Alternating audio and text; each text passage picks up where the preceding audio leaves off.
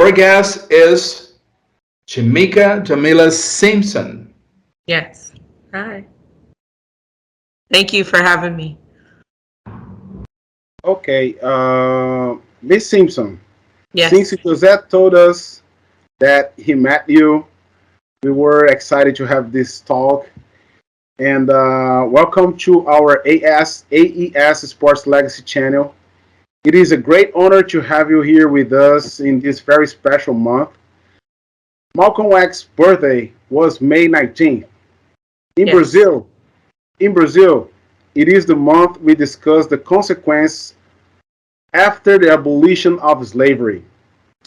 For our audience to get to know you better, please tell us, who is Schmeeka Simpson? Usually my mama calls me by my middle name, so.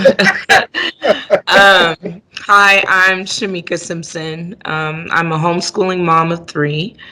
I am a community activist and organizer. I do a lot of political and community work here in North Omaha and across the state of Nebraska. I'm a Creighton University graduate, dual degreed. I'm not working in my field, but I've realized that all knowledge, is relevant to whatever it is that you want to do in life. So I'm appreciative of my formal, quote unquote, education. I've been with the Malcom X Memorial Foundation since 2014 when Mike Brown was killed. That was kind of like my wake-up call as far as racial and social justice issues go.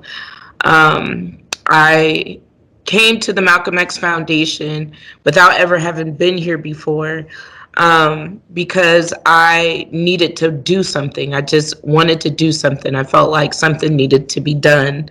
And I've always been kind of the go-getter type, so I decided to do it myself. And I had went searching online looking for something to do, somewhere to go, something to join.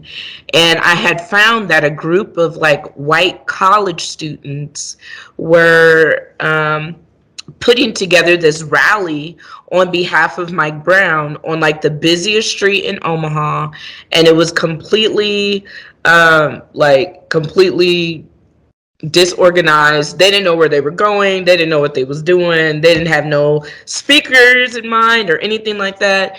So I joined with them and I told them, I would help kind of organize that. And I went to the Malcom X Foundation and I found our board president, Leo Lewis, doing a town hall on Mike Brown. So I asked him and several of the other speakers to join me at this rally, and they did. There was about 3,000 to 4,000 people that all lined the streets of Omaha, Nebraska. And I think I sent you maybe one of my photos with me and my afro with the fist up. Maybe I didn't, but that picture was taken at that particular rally. And I remember walking up because we came early to kind of scope out the area and see, how much police presence and everything. And there was no less than 6 different type of different police entities, everything from Douglas County Sheriff to National Guard to Nebraska State Patrol to Omaha PD.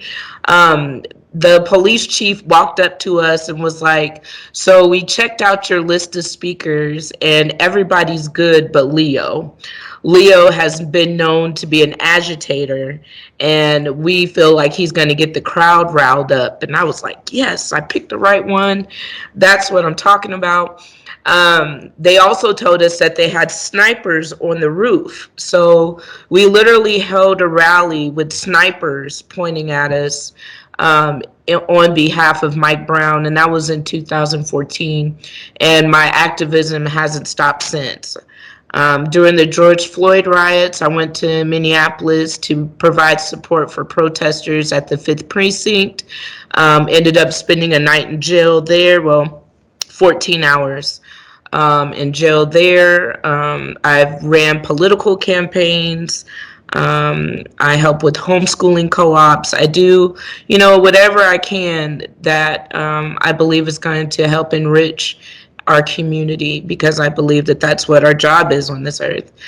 I grew up with the two-parent home, my mom and my dad. My dad's a minister, so I'm a preacher's daughter. But I went through a lot of abuse, so I ended up in the streets a lot. I ended up in jail from about 10 to 19, different jails all over the state. I had dropped out of school and got my GED, and I was really just on a really bad path when I realized that I was a very intelligent woman and I didn't have to act that way. And, I worked through a lot of my trauma. And when I found the Malcom X Foundation, I really found a place I could call home. And they've been, here as a stable force and a stabilizing presence in the community and the voice of the community since 1970, really, when Rowena Moore founded this place. So I'm really appreciative of this opportunity to share my story and to share Malcolm's story. And thank you for having me. Well, we are so thank you for accepting our invitation, because the goal of our channel is to create a critical mass through debate, education, information, and entertainment if it is possible as well. Because we are human beings and sometimes we need to entertain. Of course. And we would like to hear from you. What led you to choose as a profession to have a bachelor degrees in science and business administration and health administration? Well, holistic health is a big deal for me. I feel like, particularly here in the United States, they are trying to kill us slowly through food. Through food and medications. None of these things have been or shown themselves to be sustainable or healthy for the American people. So when I looked into healthcare, I know I didn't want to be a doctor or anything like that. Health administration deals with the administration of health. And it actually isn't the administration of health, it's the administration of the money behind the healthcare system. So when I realized that the whole healthcare quote unquote system is profit driven, it seemed to me that if I wanted to make any difference in health, that I would need to understand the sides of finance and administration. And so that's why I took administration in health administration and policy. Policy is also a big thing, not just in health, but of course, just legally across the board. Policy is what's going to impact how the system interacts with you. And understanding that to me was very important. And even though I am not working in those fields, just like I said, the information and the education that I received through Creighton helps me to understand policy at a legislative level if I'm doing any kind of legislative work or civil activism. Business administration was important to me because I've always had an entrepreneurial spirit. Right now, I am the owner and operator of a nonprofit called Omaha Youth Art Collective. I also operate a corresponding LLC called OYAC, which stands for Omaha Youth Art Collective. I help other people with their businesses. I do tax work. I'm kind of a jack of all trades, and I do a little bit of everything. And those degrees have helped me understand business and, like I said, policy in a more in-depth way that you wouldn't know if you didn't attend school. As a multitask woman, we can call you a joker on the game because we can put you in everywhere. I'm a wild card. You ain't lying. That's true. It's better wild card, yes. I'm a wild card. He's ready. Miss Schmeeka, Yes. according to our research, because you have a department, we went to research about you, to understand about you. I think you touched a little bit before, because you know that you have many activity within political activism and as well social activism. Mm-hmm. Could you tell us when you understood 100% you should act as an activist? Okay. Can I tell you 100% what now? I'm sorry. I said, I'd like to understand from you, when do you understood in yourself when you should act as an activist? When was that decision made? Um, well, my original, to be honest, I've always been kind of an activist. I mean, I'm pro-choice now, but back in the day when I was like super Christian and super religious, I have pictures of standing on the same street that I held that rally at with anti-abortion signs when I was like 16. And growing up in group homes and through the system, I've always been kind of an advocate for those I felt were being mistreated. So activism, I think, has kind of always been in my system.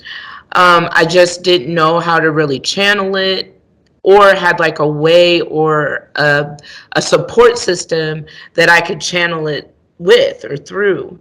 I started my first act of activism with the Mike Brown rally. And then from there, it's just whatever I feel is on my heart. I feel like if something bothers me, if there's something that makes me angry or sad, then it's my job to change that. Once again, if I want to see change in the world, then I have to be the change. And so whenever I act upon something, it's because it's touched me in some way, and I couldn't just sit there and just let it happen. Do you understand what I'm saying? Yes, I got it. Got it. Thank you. You're welcome. Thank you, Jose. Well, Schmeeka, as mentioned earlier, the month of May is the month that we discuss about the consequence of the day after the abolition of slavery in Brazil.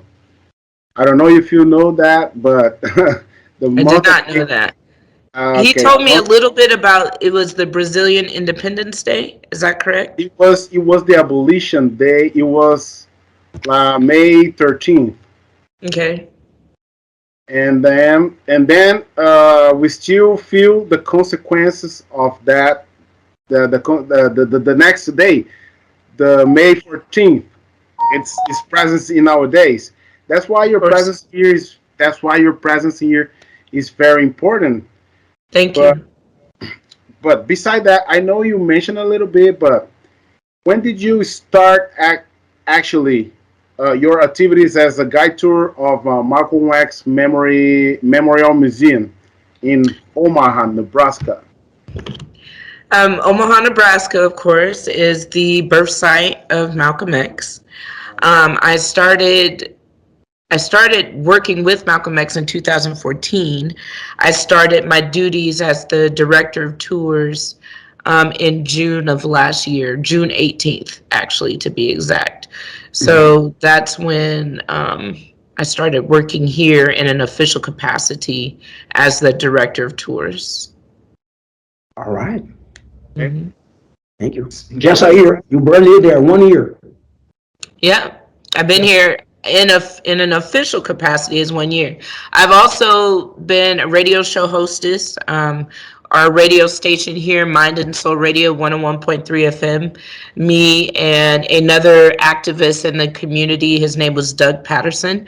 We had our radio show. It's called Doug and Mika. We did that for about 3 years, which was pretty popular. And that was here at Malcolm X.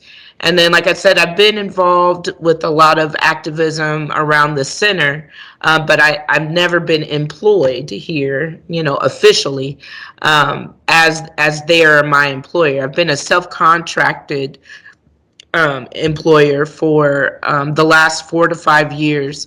I made a decision I was never going to work for white people again in 2018. I did a political campaign, and the amount of racism in that campaign, while they expected me to garner the black vote for them, just made me sick to my stomach. And so I was like, I'm never going to work for white people again. So I became a self-contractor in 2019, and I worked with Malcolm X on some self-contracts, on some contracts as a contractor and the contractee with the community center here. And they actually just made me an employee this year. So I was actually a self-contractor with them all through 2018, or actually 2021, excuse me, last year. And then this year, they hired me on as their permanent tour director and as an employee of the Malcom X Foundation. Congratulations, congratulations. Oh, congratulations, and thank you so much to share your experience. Thank you. Are you two brothers, Edno and Adriano? Yes. Yes, we are. Are y'all twins? No, I'm Oh, older. Don't say that. Don't say that. I'm sorry. I mean, y'all look like brothers. And then I noticed the last names were the same, so okay. All right. Well, fortunately, we had the opportunity to be in touch with you through Jose because he's a coach in Bellevue University in Nebraska. He visited the museum, and through him, we from AES Sports Legacy Channel were able to contact you, and he tried to describe to us a little bit about his visit over there.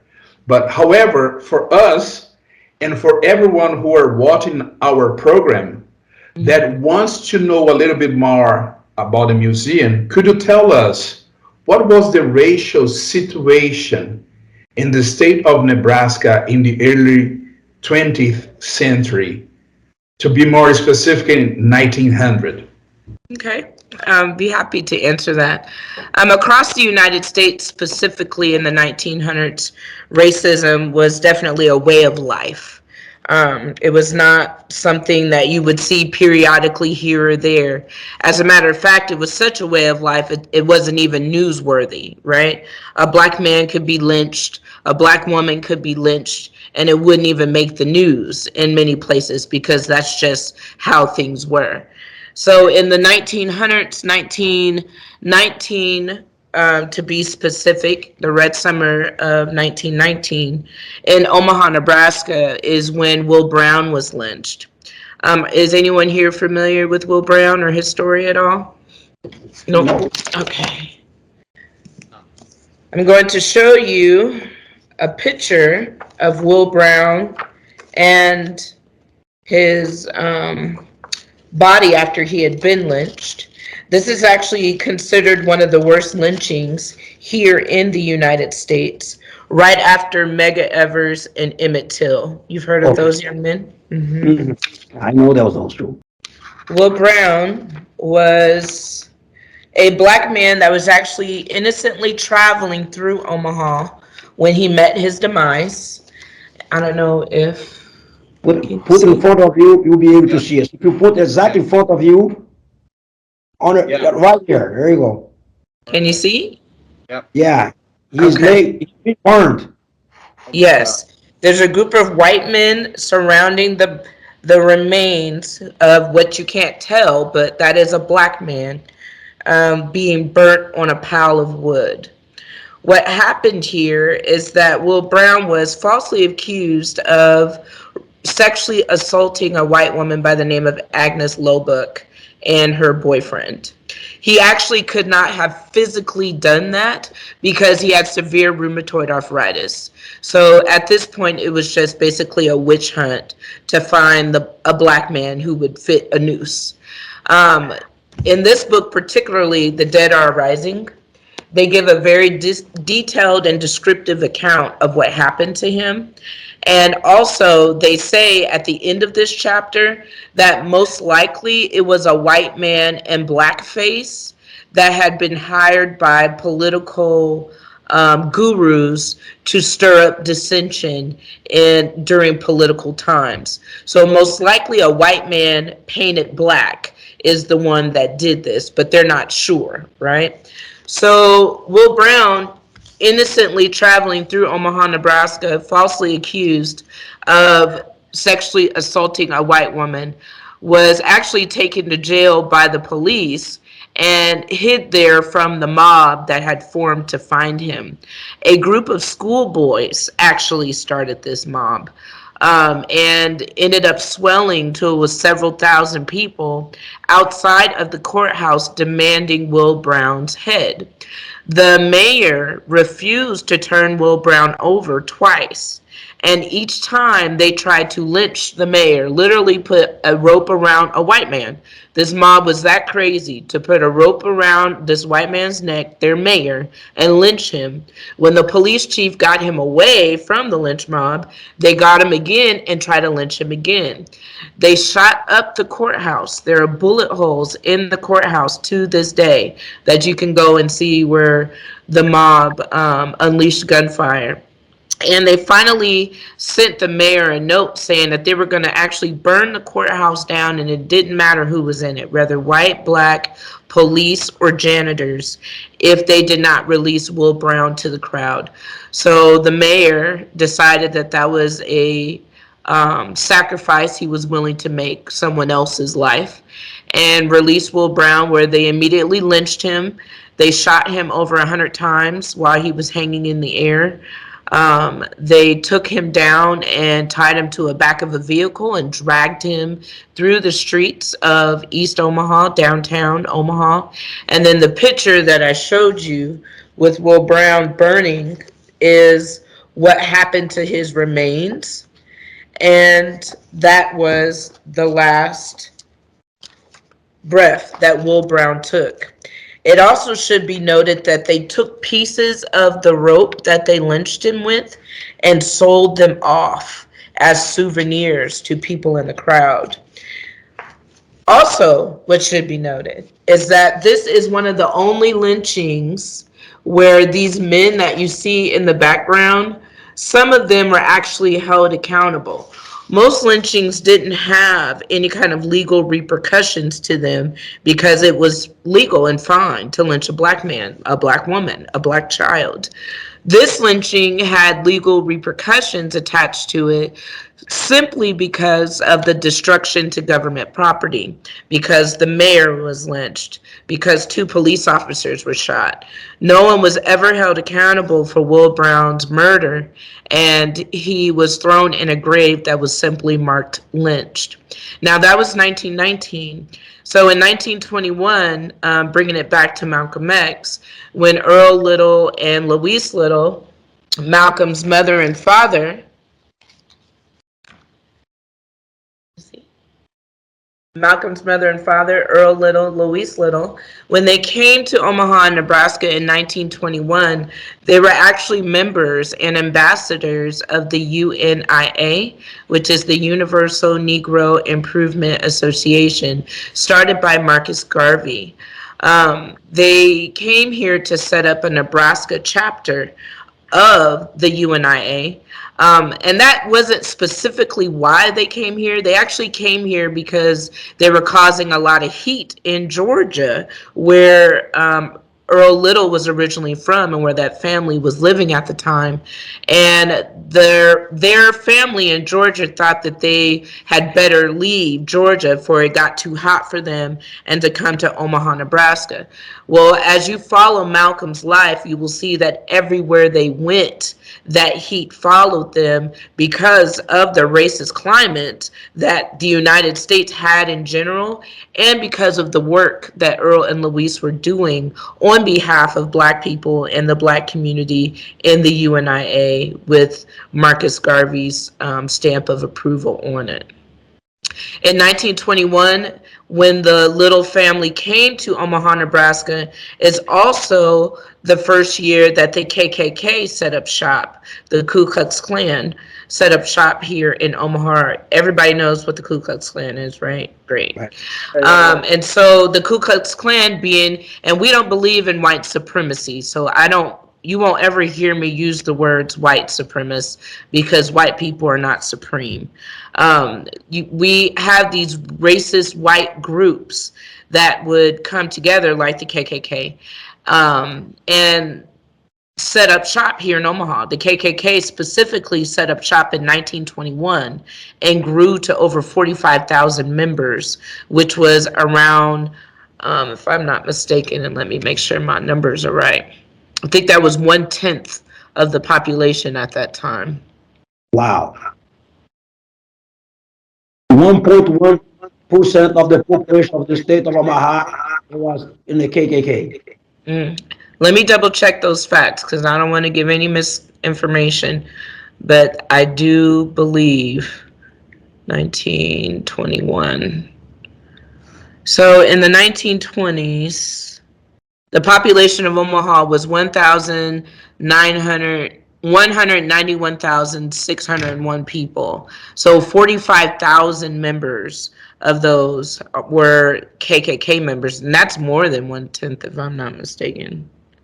Yep, so that was about 23% of the population. So looking at that and seeing that all of those people in that picture were probably affiliated with the KKK, and even if they weren't, they were racist, of course, to be lynching a black man for no reason, still shows the climate even today of Nebraska, because those individuals and their descendants are most likely still here teaching somewhere, you know, being a judge, being a lawyer, being a pharmacist, being a doctor. And that kind of climate isn't easily wiped out. Nebraska is a red state, completely Republican, and I have no problem with Republicans, you know, as a Republican. I don't have any problems with Republicans. I think that, as Malcom X said, Republicans and Democrats are two wings of the same bird, and frankly, I have no use for either one of them. I feel that completely in every fiber of my soul. I'm an independent voter and an independent thinker. But this state has a history of being racist and still is. A lot of the activism that I've done has been on behalf of Black and brown children in school. And you also see some of the legislation they try to pass through the legislature, allowing teachers to conceal carry, allowing teachers to restrain your child to death. I mean, these are the kinds of legislation that they try to pass through our school system, when most of the public schools, particularly here in the inner city in Omaha, Nebraska, are filled with Black and brown children. And those children are the ones that are targeted the most with aggression from teachers, with suspensions, with expulsions. So Malcom X and his family in the 1920s definitely had a rough time dealing with the KKK. The KKK is what ran Malcom X and his family out of Omaha. They left in late 1926 because the KKK kept threatening to kill them, actually threatened Louise Little while she was pregnant with Malcolm, and her husband was away. That they would kill them if they didn't stop their activities that they were doing on behalf of the Black community. So that was the climate then, and unfortunately, that's still a lot of the climate now. Wow. That's wow. This is amazing. It's a lot of information. So let's get back a little bit. I know you spoke a little bit about Marcus Garvey. You spoke about that he founded the UNIA. And then we know that he moved to the United States in 1960. Yes, 1916. Okay. But we would like to know, how much influence did Malcom X receive from him, from Marcus Garvey? If it was not for his mother and father being Garveyites, Malcolm, in my opinion, would not be who he was. The Garveyite message is one of, basically, the Garveyites and the NOI, of course, do not have the same exact message, but they share a lot of the same principles. Self-sufficiency is the main principle. Marcus Garvey was completely... Oh, it says my computer's dying, and I have it plugged in. Hold on, guys. Give me a second. Can we cut, or I don't know? Oh, yeah. Marcus Garvey is what... in my opinion, influenced Malcolm to even approach or embrace the NOI and accept their teachings. once again, the NOI as a Black nationalist movement and the Marcus Garvey movement, the UNIA, is definitely a nationalist movement, Black nationalist movement, and they share a lot of the same principles of nationalism, Pan-Africanism, that Black people who are the descendants of enslaved people, because we do not call our people slaves, they were enslaved. Enslaved people are a nation of people unto ourselves, and that's from Omaha, Nebraska to Brazil.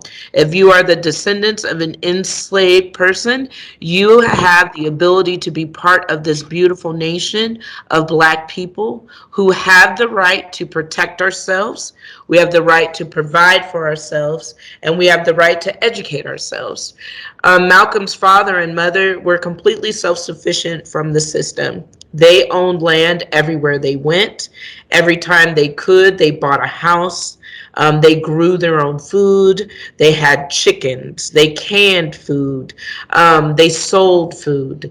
For the most part, Louise Little did a wonderful job of homeschooling her children. I'm not sure what's going on with this computer. It's plugged in. I don't know why it's saying battery low, but I will continue to do my best. So where I kind of left off was Louise Little homeschooling.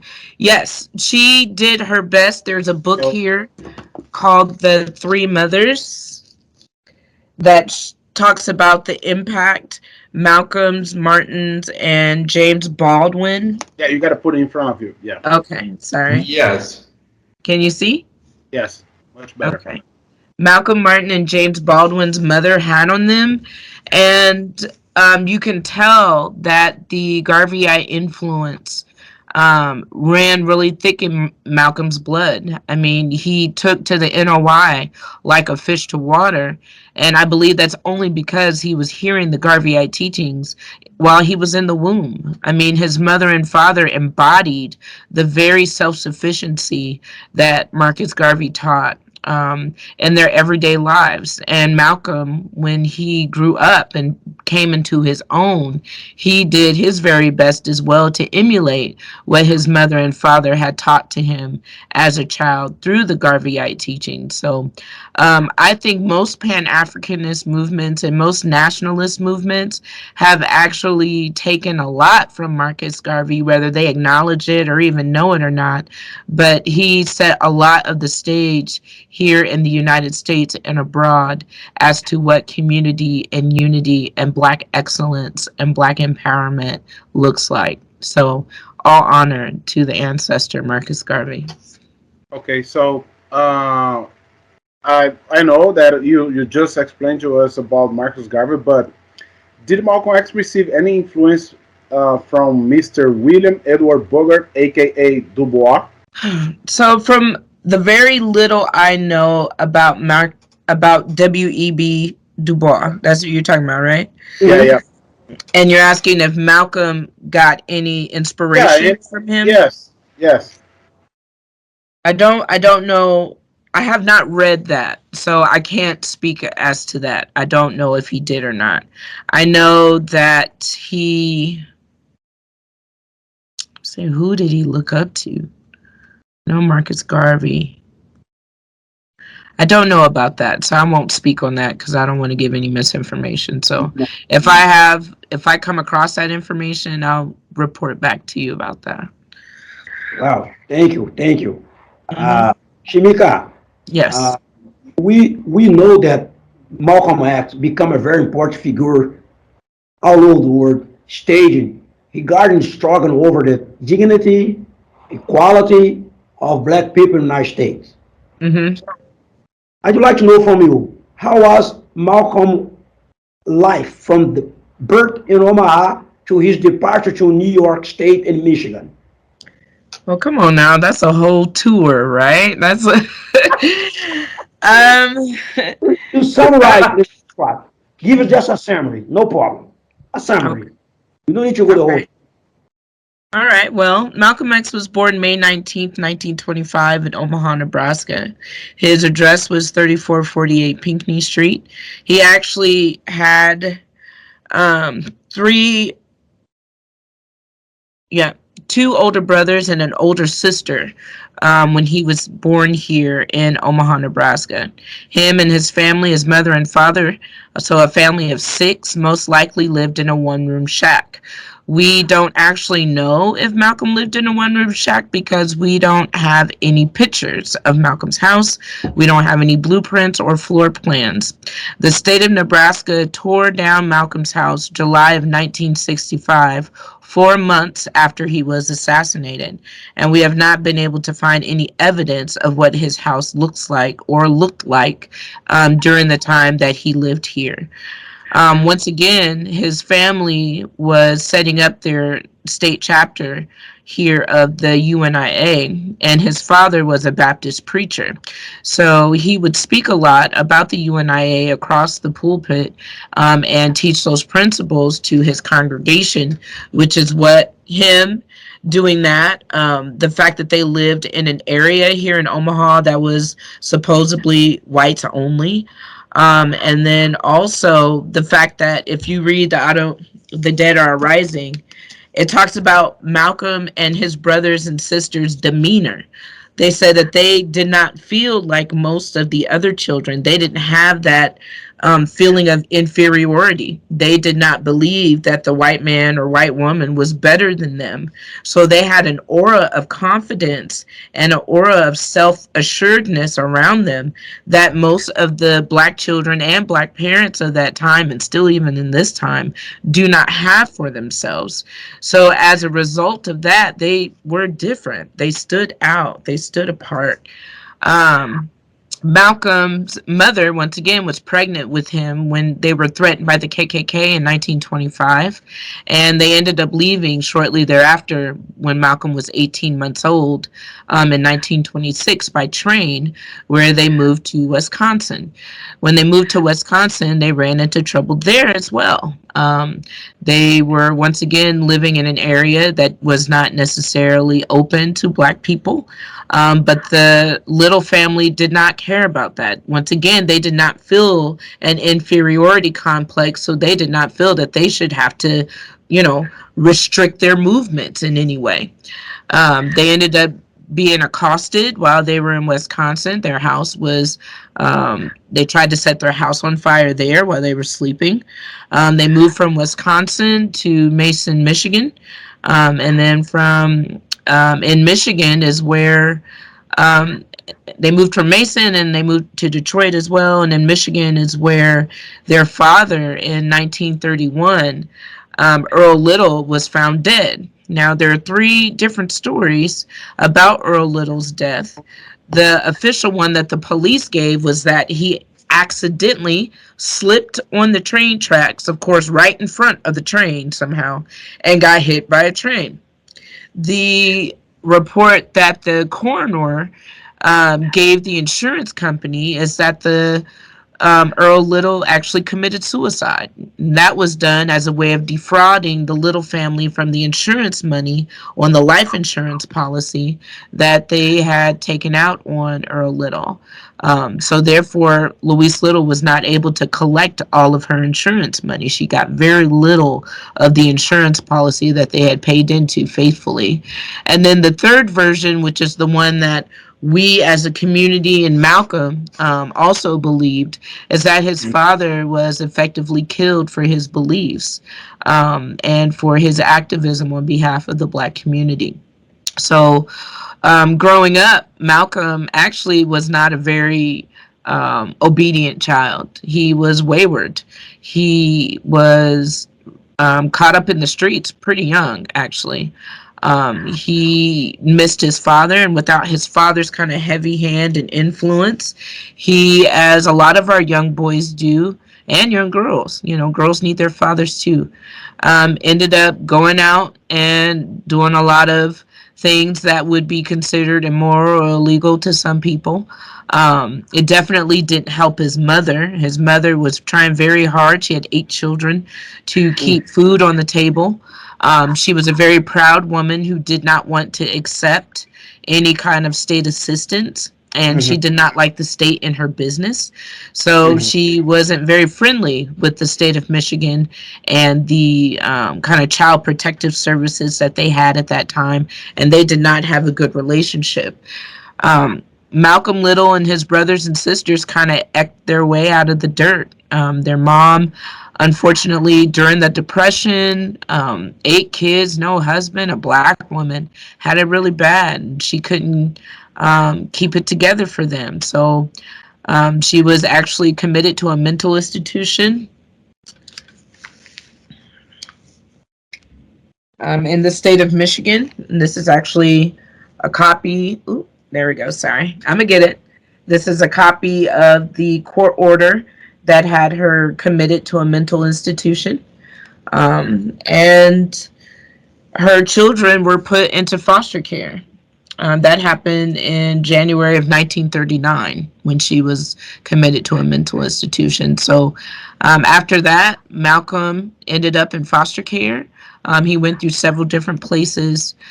He actually still was a very smart child. He just wasn't very well behaved. So he tried to do better in some of his foster cares. I think having all the white people around him, gave him a little more pause. But eventually he ended up dropping out of school at 8th grade, specifically because he didn't have any support. He didn't have any support at school. He didn't have any support at home.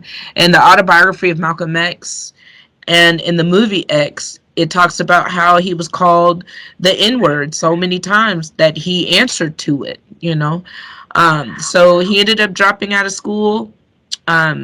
Even though he was on his 8th grade honor roll, he had been voted 8th grade body class president, but his teacher discouraged him. His teacher told him that they'll never let a black man be a lawyer, and he wanted to be a lawyer to kind of help avenge what he saw as an injustice that happened to his mom because of that insurance money.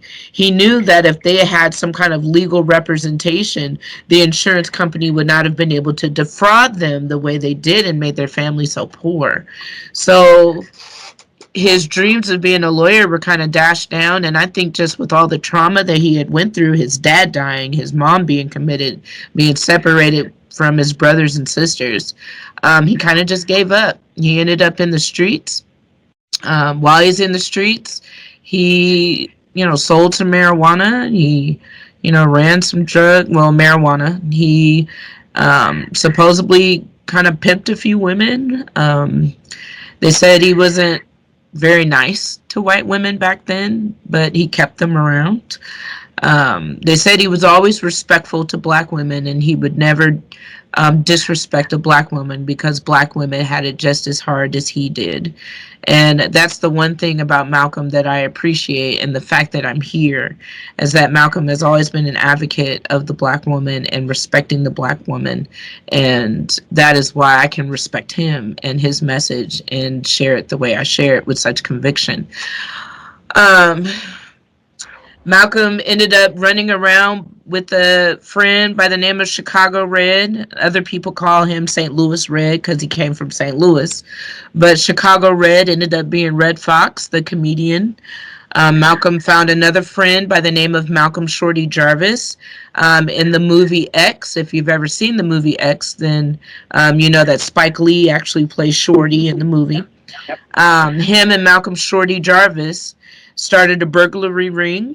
Them and 2 white girls ended up getting caught. And even though it was all of their first offense, official first offense, Malcolm and Malcolm Shorty Jarvis were sentenced to 10 years hard time. The 2 white girls were given 6 months probation.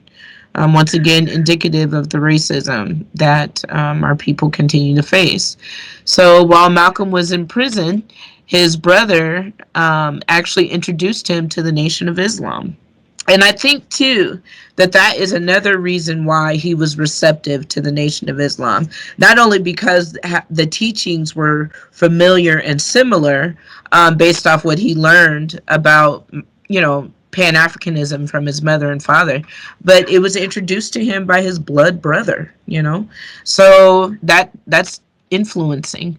He decided to accept the Nation of Islam, and as we know, he changed his name from Malcolm Little to Malcolm X to represent the fact that he didn't actually know what his heritage is, because your last name is directly connected to your heritage. And all of the Black people that are walking around in the United States and abroad with European names, such as mine, are still carrying on a legacy. And I'm changing my name, y'all. I just have to figure out what I want. So me and my girls are trying to find a name that we feel fits us as a family, and then we're going to change our slave name. Because that continues a slave master legacy.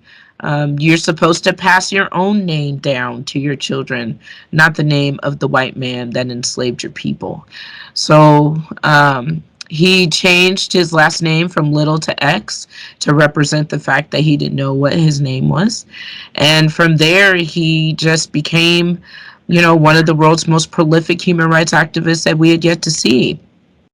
He went across the United States, particularly in the North, kind of teaching self-sufficiency. And a lot of people think he was hard on white people, but if you listen to his speeches, Malcolm was very hard on the Black man in particular, about how a Black man should be acting, what a Black man should be doing, how he should be thinking, how he should be protecting his family, how he should be protecting his community, how he should be protecting his woman, his children, how he should leave drugs and alcohol alone, how we should not be trying to compare ourselves to white people or fight to sit by them on a toilet stool, as Malcolm said in one of his speeches. He was very critical of us as a people because he knew that we were the only ones that had the key to our own independence. He did not depend or expect the white man or the system that we claim is our enemy or the system that we claim is set up against us to actually work in our favor. And I think a lot of times that's where we get caught up in. We get caught up in the blame game of the white man, which is true. Slavery and all of that is true. But we can't stop there. We can't stop at we were enslaved by white people. We know that. What next? And the key to that only belongs to us because they are not going to give us the keys to our freedom. They are not going to give us the keys to our empowerment. It doesn't make sense to expect who you call your enemy to work on your best behalf. So Malcolm understood that, I think, in a way that we're still trying to come to grips with as a people, with that is our responsibility to free ourselves. It is our responsibility to build our own economic structures. It is our responsibility to teach our own children. It is our responsibility to handle our own criminals. We shouldn't have to turn criminals over to the police for them to be shot in the streets. If there's something going on in our community, we have the ability to police our own communities, to control our own neighborhoods.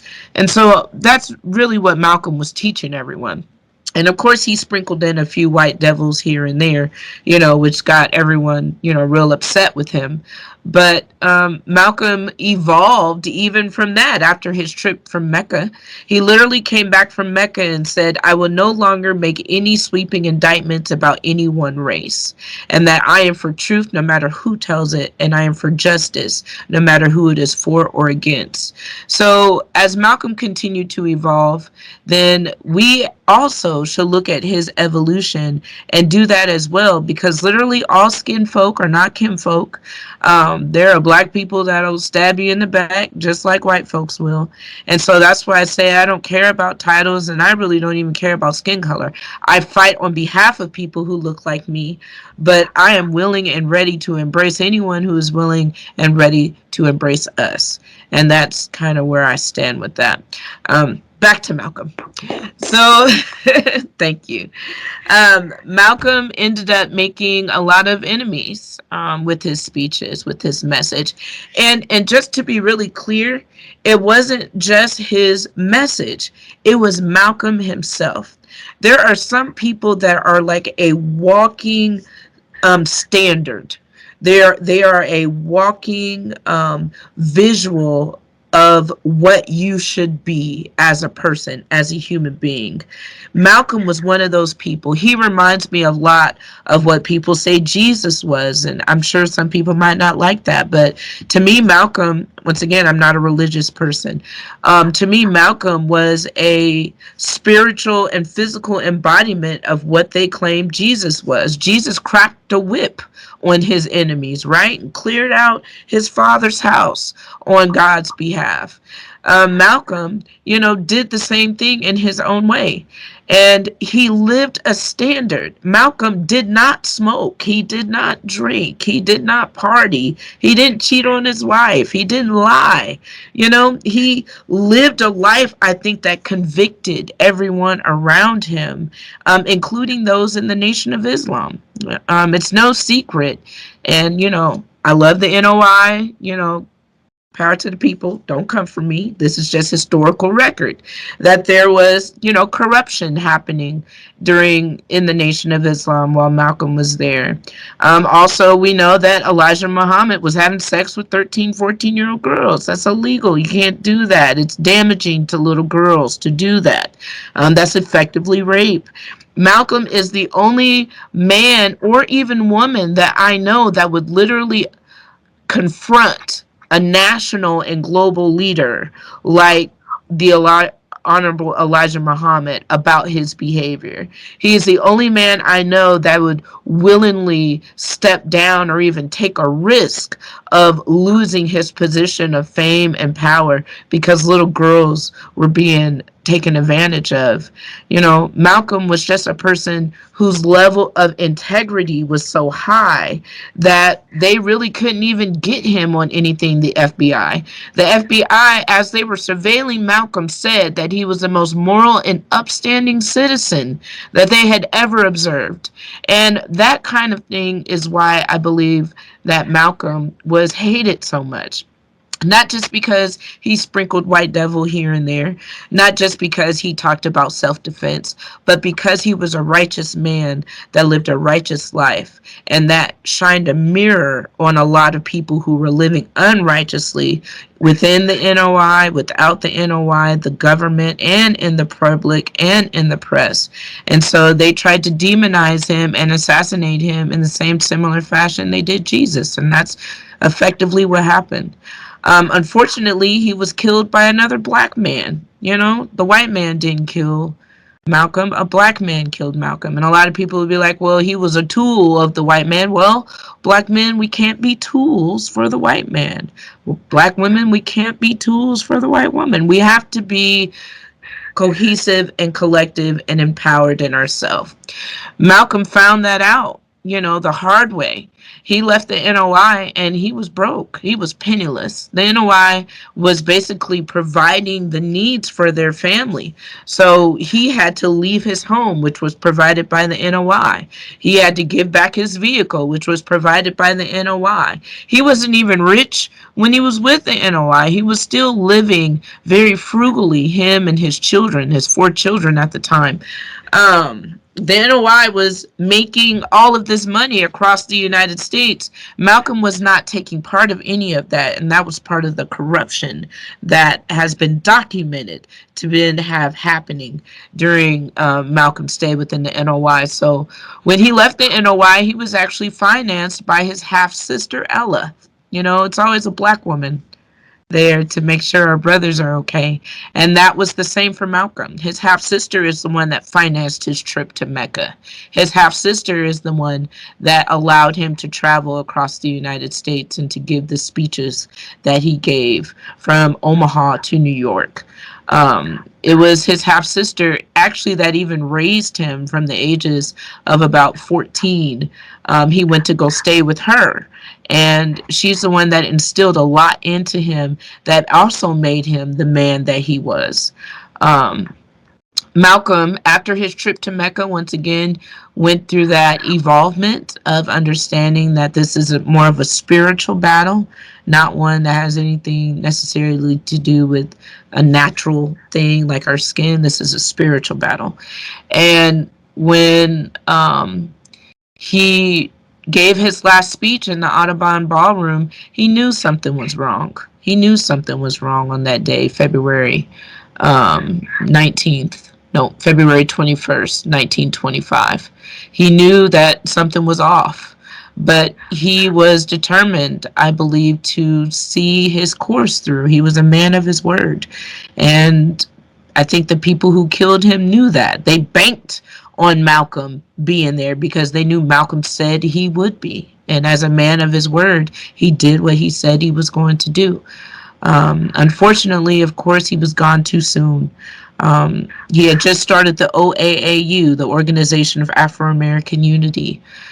He was looking to get more politically involved. He was looking to sue the United States on behalf of Black people for genocide and war crimes. They knew all of this when they killed Malcolm. They effectively killed a movement, and they did the same thing again with Martin Luther King, and they did the same thing again with the Black Panthers and Huey P. Newton and all of the rest of them. And if they didn't assassinate them in flesh, they assassinated their character. You know, they assassinated their spirit. And we've just kind of gotten tired of dealing with all of that. So I don't even believe in Black leaders. I don't want any one person to stand up and say, I am the leader of the Blacks, you know, because that makes you a target. You are not going to last long as a leader of Black people. What I want us all to do is all be leaders in the way that we can and have been equipped divinely to lead. And then we can depend on each other to carry this movement forward instead of always putting all of our eggs in the basket of one man or one woman. And so when that person is targeted or assassinated, then the movement itself falls. The movement is of the people. It's always been for the people, by the people. And Malcolm definitely wanted to embody that by uniting 22 million Afro-Americans here in the United States. Unfortunately, he didn't get a chance to finish any of that work, but you know, I believe all of us are here to be Malcolms. If you've ever seen the movie X, at the end of it, it has all these kids and elderly and adults that stand up and say, I am Malcolm X. And that's how I feel. I feel that Malcolm X is more than just a person. He's a spirit. He's a legacy.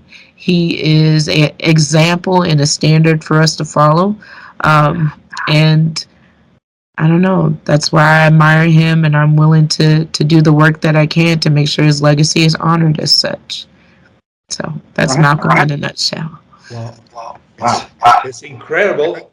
And just to take in this information that you brought to us, we would like to know that you mentioned about the NOI, and we want to know something because we are a sports channel.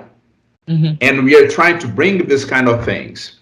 Mm-hmm. But sports and arts in general have always been part of what they call in international relations soft power. If you see all of the big sports events, it has always been a great weapon of power and a sports wash. We can describe like distraction through entertainment. Mm-hmm. I mean, look at Muhammad Ali. Muhammad Ali was a national figurehead for Black people and a figure of freedom for Black people simply because he can knock people out. So that soft power, it packs a real hard punch. I agree with that. Perfect. Mm-hmm. Just to give an example, in 1936, Jesse Owens slammed the Aryan sovereignty proposal inside the Munich Olympic Stadium in Germany. We would like to know, did Malcolm X play any sports in his life? Actually, he did, but sports wasn't really his thing. His brother was more of a boxer than he was.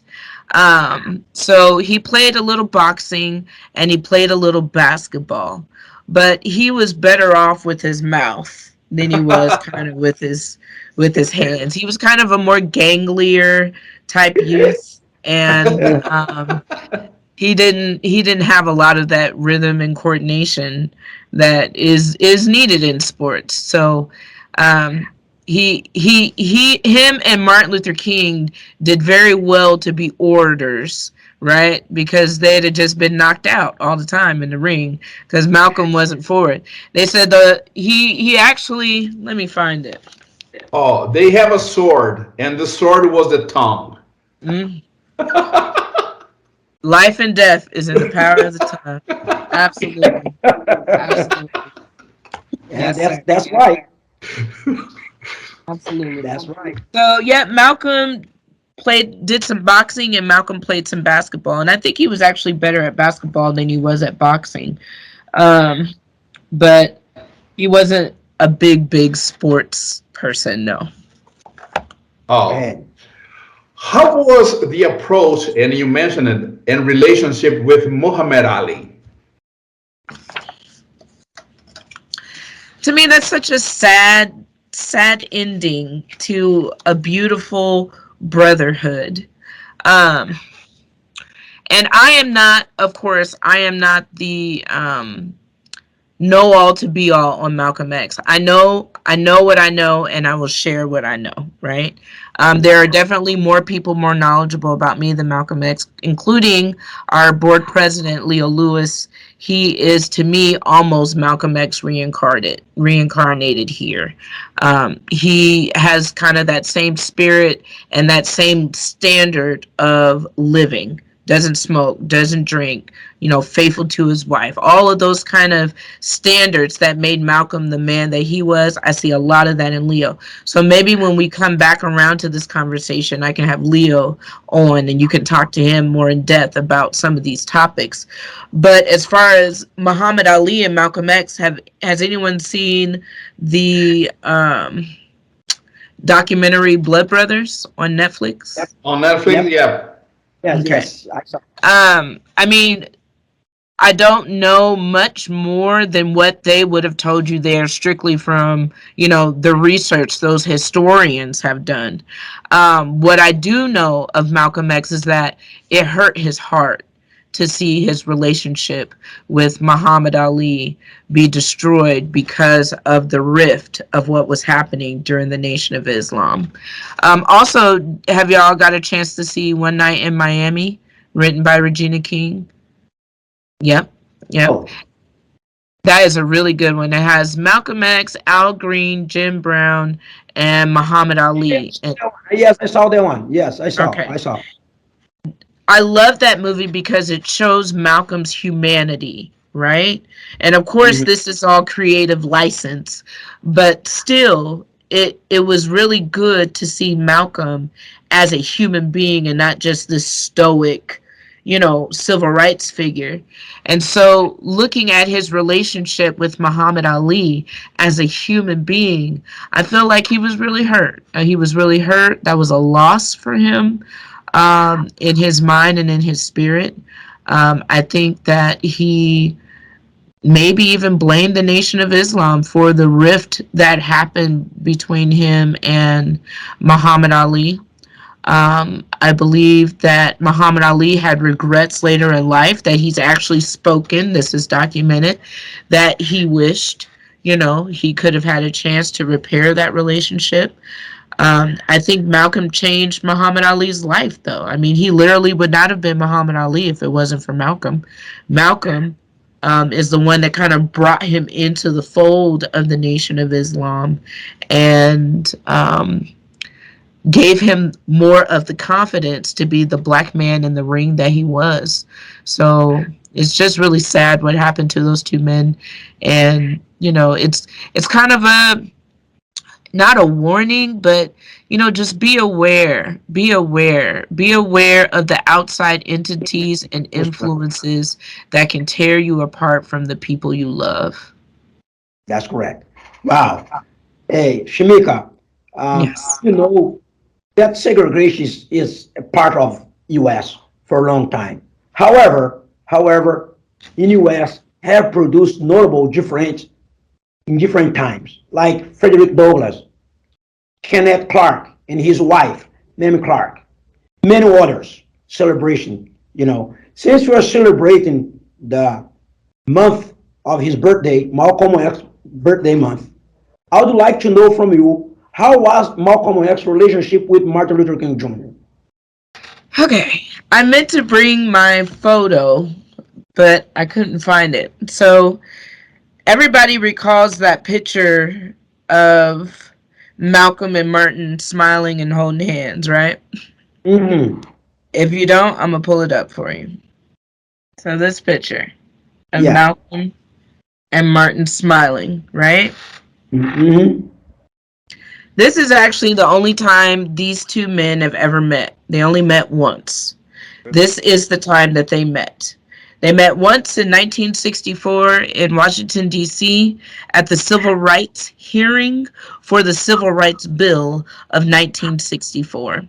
And as you can see, President Lyndon Johnson, signed by President Lyndon Johnson. correct. And Martin Luther King was actually, there's pictures of Martin standing with Lyndon Johnson while this bill is being signed. But of course, you don't see Malcolm standing with Lyndon B. Johnson, right? Mm-hmm. But as you do see, these two men are all smiles. They're shaking hands, smile for the camera. We know that Malcolm is not a fake person. So if he didn't want to shake his hand and smile, he wouldn't have shook his hand and smiled. These two men actually had no animosity between the two. There is a war tactic called divide and conquer. And it would have been amazing if these two men could have came together. It would have been amazing if they could have worked together. But because we live in the United States and their main tactic is always divide and conquer, that was not something that was possible for those two men at the time. But Malcolm and Martin shared a whole lot more similarities in their messages than they did differences. No, Malcolm was not always impressed with Martin's methods, particularly the ones that include not defending yourself against violence. Malcolm was very vocal in his speeches about how he thought it was criminal for a black leader to tell black people to not defend themselves. But as we can see, these two men did not hold any animosity. They just went about the issue in different ways. I am not for separation. You are not for integration. But what you and I are for is freedom. And that was the message that they gave. Now, some of the similarities that Malcolm and Martin have include his loathing of farm work as well as other manual labor ran deep, and his aversion to bodily harm, especially with him on the receiving end, occupied a special place. After getting punched squarely in the face a few more times, he would shy away from boxing. His brother tried to introduce him to boxing, but he didn't like to be hurt, so that wasn't a place for little old Malcolm. Look, we had a conversation with Lewis Johnson in February of 2021. And he said, and he was a runner just like Barbosa, but he said, no, I denied to practice cross country because it was very dirty to practice cross country. Can you imagine a black man, 6'6" tall, saying that? I can. As a woman, believe me, I have heard all of the things. I have seen the men scared of spiders and mice. I've seen them jump on tables and couches. And also, Luis Okay, Joseph let's go, guys. Let's go. Let's go. Oh, we want to talk about that. Okay. Malcolm and Martin. So Malcolm and Martin, once again, were not enemies. I like to say that they were two sides of the same coin, that Malcolm was kicking him in the head and Martin was getting kicked in the tail, but they still had a similar mission. They both actually shared a lot of similarities. Most of those similarities include anti-segregation, discrimination, and anti-racism. They both viewed the struggle as a struggle for human rights against evil and that the fight is connected to the overall struggle of oppressed people globally. They both were champions of voting rights and registration. They both believed that Black people should be unified, and they both believed in a unified front. They both believed in political re-education, and that politicians that are from the community, are for the community, should be from and of the communities that they claim to represent. They both believed in economic self-dependence and Black-owned business. Now, of course, we know it is a racial trope that says Black people don't want to work. Black people have worked everywhere we are ever since we've gotten to those countries, right? We've never actually stopped working. Even after slavery was over, it's not like we got a break, because you have to still build your own town and build your own community.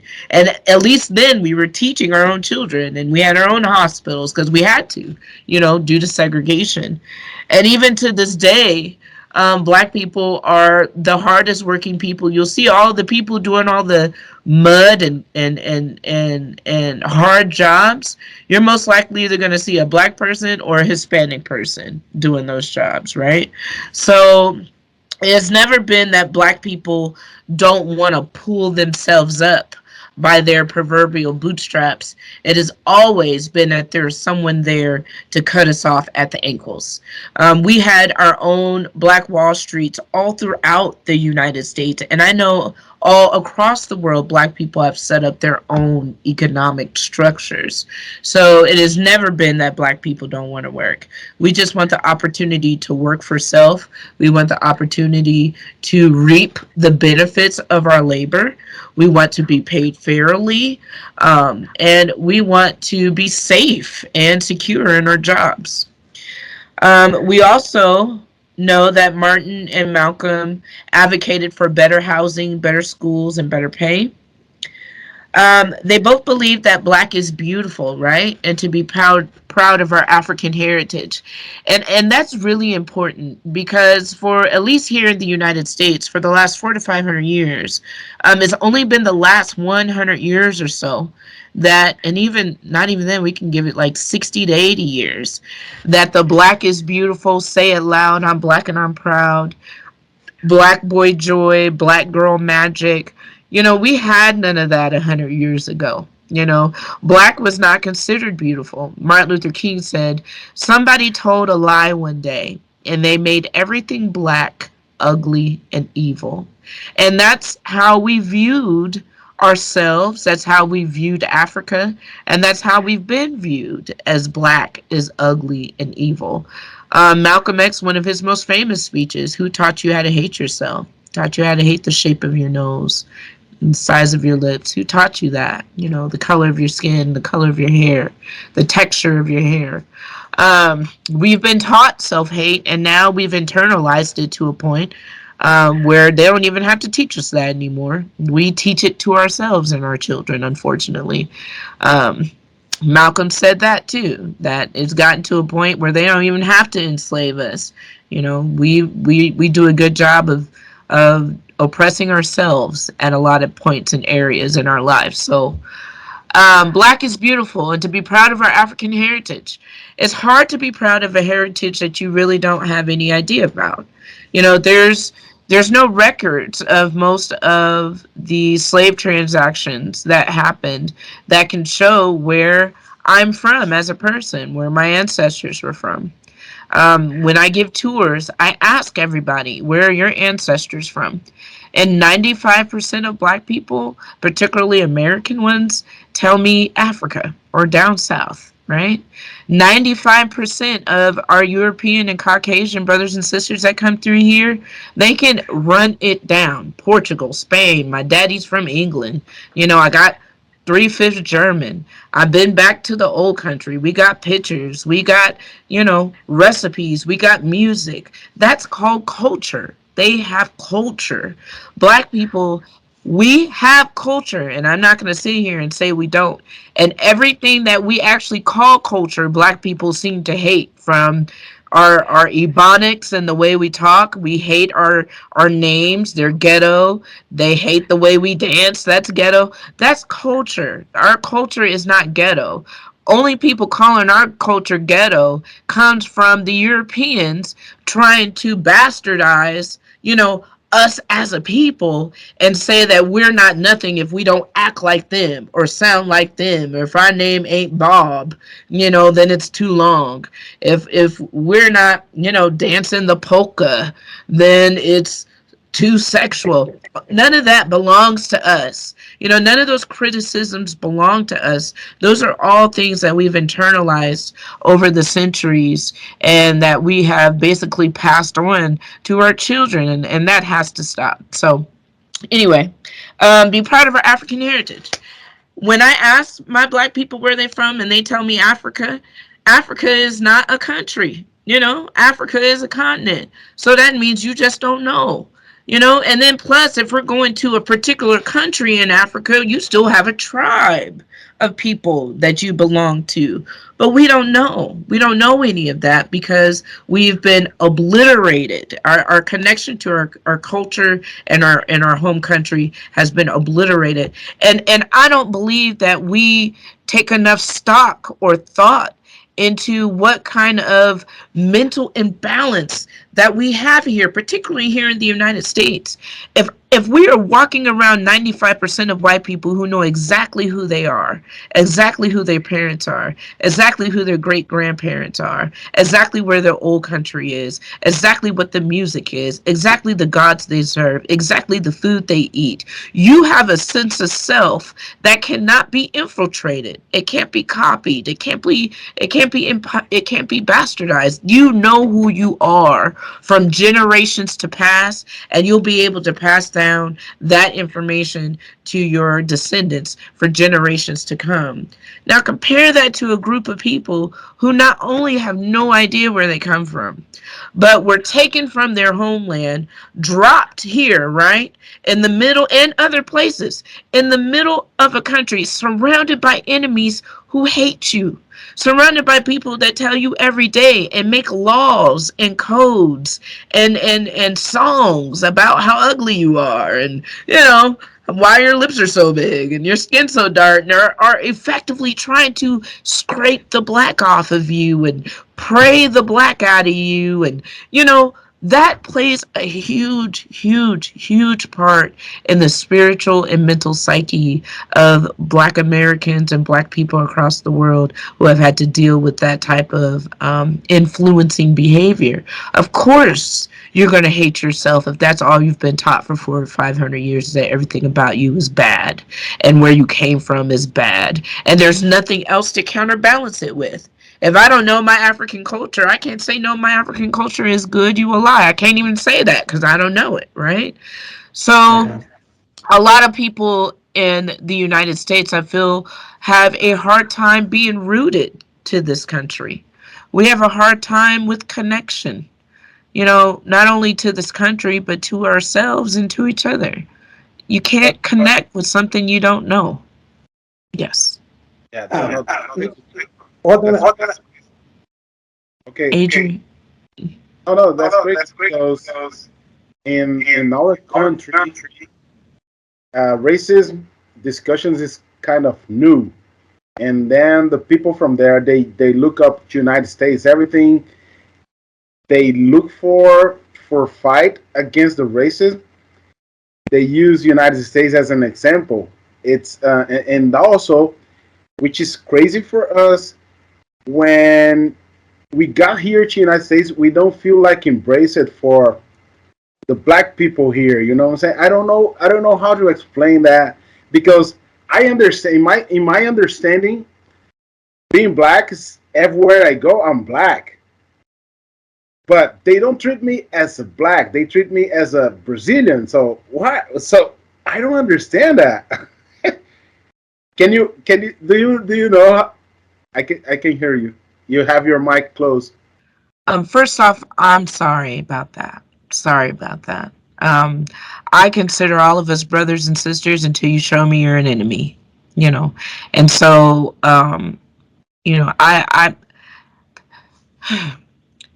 If someone hates themselves, my brother, they can't love you, you know? So understanding that we are still evolving as a people and a culture here. But there's a such thing called ADOS, which is the American descendants of slaves, right? And most people who buy into the ideology of ADOS feels that the American descendants of enslaved people are different from the other, Brazilian descendants or Jamaican descendants or even African descendants, once again, because of culture. If you're in Brazil, even though you came over from Africa, Brazil still had a lot of black and brown people in it before they came here, right? And we did too. The Native Americans were here, which I think are just offshoots of African culture too, that just branched out and they lightened up as they interacted with other groups of people and got away from Africa and the equator. Because if you look at the Native Americans and then look at African traditional religion, right, you're going to see a lot of the same similar type things, headdresses, the type of dances, the type of kind of woo, all of that. You're going to see all of that in Africa just like you see it over here in the United States. You're going to see that connection to land. You're going to see that connection to sky. You're going to see those same connections to a great spirit of some sort and different types of gods that you're not going to find in mainstream Christianity and mainstream religion. You will find those mirrored in both the Native Americans and the Africans, because I truly believe we are just different offshoots of each other that have been lightened and brightened and separated. But ADOS believed that because of the particular culture of the United States, and how we, during the Revolutionary War, during the Civil War, during Reconstruction, during Jim Crow, we have had a different experience as descendants of enslaved people here in America than other descendants of enslaved people have in other countries. So therefore, the ADOS type of ideological mindset is that no one understands a Black American like a Black American. And so therefore, they have a hard time because a Brazilian or Portuguese culture is not going to be the same as the United States culture. And they're identifying once again with the oppressor's culture and not with skin. Does that make sense? Yep. It does make sense. What Adrian tried to explain is sometimes because the United States is considered the most powerful country in the whole world. And sometimes the black people here, they give the connection that, wow, since you're American, the number country in the world, you also, even though you're a black man, but you're still superior as you. It doesn't see as a brotherhood, especially if you come from Jamaica, from Africa, for anything. And I know what that is because I relate to the black, because track and field, they have a huge community of black people, because track and field, most of the fast and the strongest guy are black people. But I understand where he's come from. But now you kind of explain in a nice way why maybe is the reason. I agree with you that the way you explain. It's unfortunate that black people are called a minority when when we make up 3/4 of the world's population. I mean, from North to South Americas to Africa to the Middle East to even, Asiatic countries, you're going to find people of black and brown hue. And the Europeans themselves are actually the minority. So when we're talking about minority and looking at black people, which make up most of the world's population, then you know that we're not actually talking about numbers. We are looking at black people as a minority, as an authority. The same way as a parent, my underage children are considered a minority, and I'm considered the authority over them and in charge over them as a parent. When they call us minority, they call us that because they feel that they have the authority over us and that we do not have authority over ourselves. So when you say something like, the Brazilians are looking to the United States for the blueprint on how we handle racism, here we are still not considered the authority over our own selves. We are still considered a minority. We walk with shame, a lot of us, because we don't feel empowered as Black people here, even in the United States. Now, once again, who taught you how to hate yourself? That comes from a climate and a culture of being surrounded by people who have literally hated us ever since we've gotten to this country. And this is what made Malcom X and his brothers and sisters so special, is because they did not walk around with that shame. They did not feel, and they felt different than other Black people. They said that they felt different than other Black people that they went to school with, and that even white people treated them differently because the way they carried themselves. If you're coming across a Black brother or sister that is treating you less than, that means it's because they feel less than. Anyone who is feeling empowered in self is going to give you that same energy unless you prove yourself unworthy. I understand completely what you were saying, and probably he asked this because last year we had a conversation with a Brazilian basketball player. She was a huge winner in WNBA, and she's a Brazilian. But she was discriminated by the Black girls from the team because she is a Latin. Black. Afro-Latina. From Latin America. Once again, self-hate, you can tell the people who hate themselves because they'll hate you too for no reason. You know what I'm saying? If someone hates you for no reason, that's not your fault. There's no reason, right? Yes. So you got to leave them with their hate and continue to embody love and confidence and encouragement, which is all I try to do, because at some point you realize that, at least how I feel, is that I am the tuning fork for my own vibration. So wherever I go, I set the tone, I set the standard, I set the change. And if I am walking around feeling less empowered than the goddess that I know that I am, then people are going to feel that from me. They're going to feel that from me, and they will respond back to your vibration. The universe does not care about right and wrong as we think about it, in my opinion. The universe is going to give you back whatever it is you give out. So that beautiful Brazilian Afro-Latina sister most likely felt outnumbered here in the United States, maybe not as confident around these young women, and they preyed upon her on that. And I hope that's not what happened. And once again, I apologize.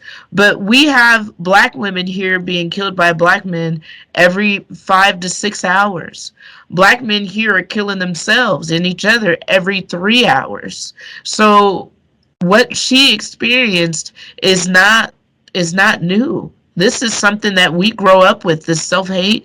I mean, as kids especially, growing up, white people didn't bother me as much as Black kids did. The white people didn't bully me as much as the Black kids did.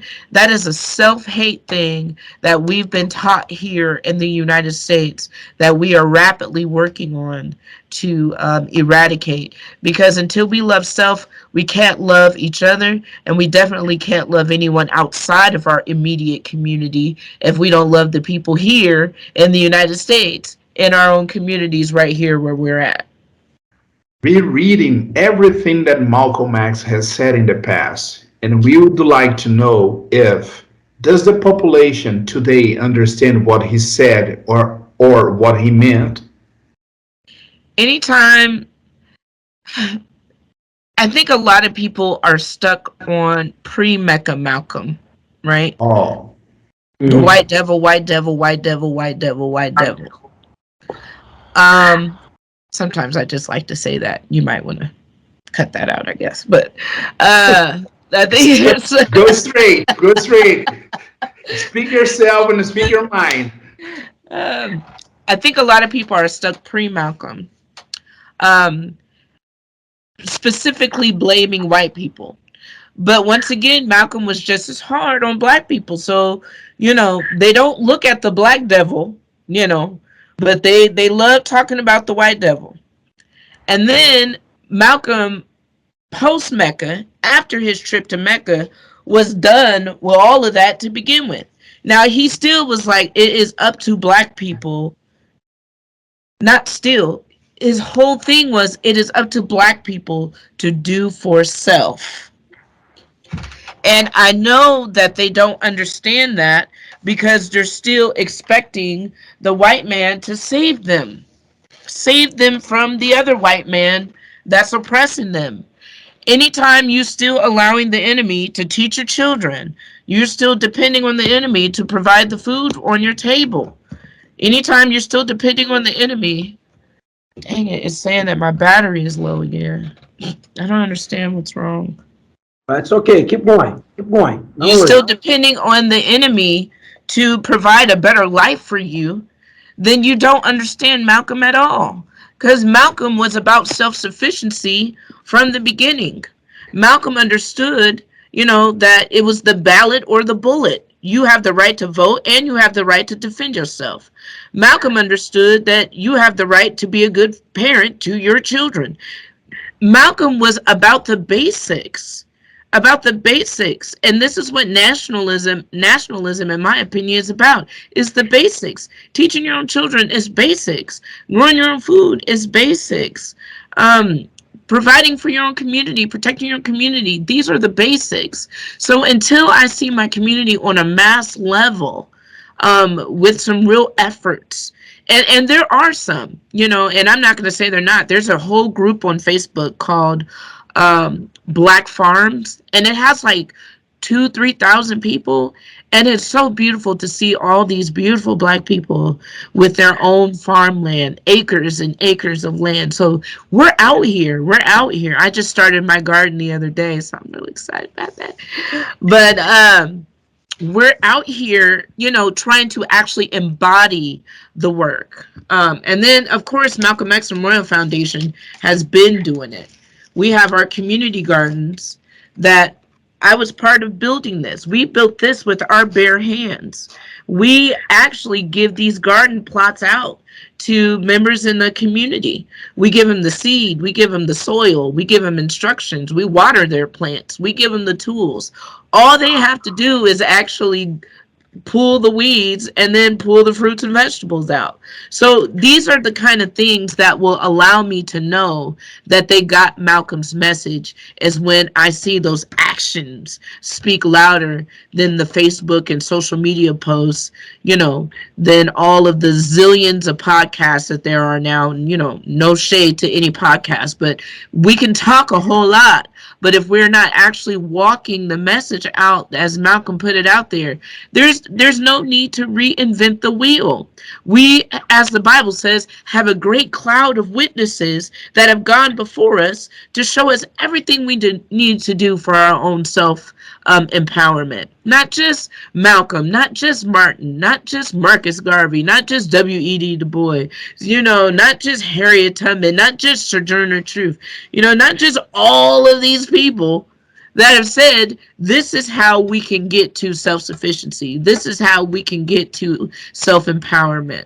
We are just not willing to do it because it's easy and convenient to blame the white man while we still use the white man's resources.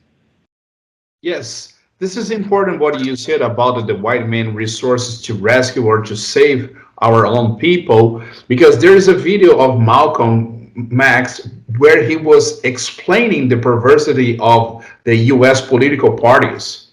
the liberals that we call Democrats and the conservatives that we call Republicans, both work together to have the same goal, to get the black people to support them or to stay or to conquer the power.